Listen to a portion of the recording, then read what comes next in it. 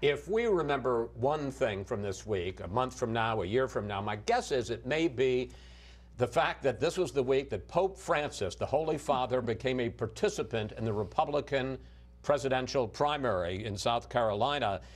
When you thought you'd seen it all, you saw this.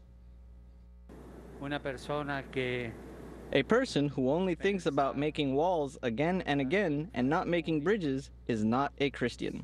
For a religious leader to question a person's faith is disgraceful. We asked you for questions for the panel, and we got a lot of comments like this one from Mike on Twitter. Who is paying the Pope or directing him to drum up votes against conservatives in America? Julie, a lot of people think that, in fact, the Pope's comments helped Trump in heavily evangelical South Carolina. I think it's possible that it did help Trump for this reason. The thing that Trump has been saying consistently throughout this campaign that has really gotten him support across the country is his positions on immigration.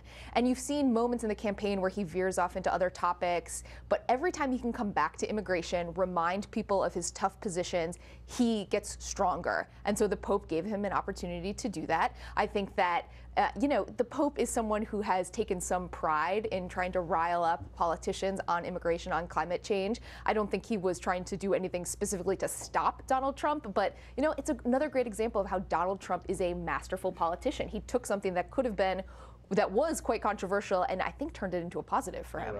That tableau, and I talked about it with Marco Rubio, when he's on the stage with Nikki Haley, with Tim Scott, young, minorities, if that were to be the face of the Republican Party, doesn't that become pretty tough for Democrats in the sense that it explodes the kind of traditional stereotype? Sure, but we also have to say that the rhetoric on the trail has gotten so much more polarizing on immigrants and other issues. So that's the real question.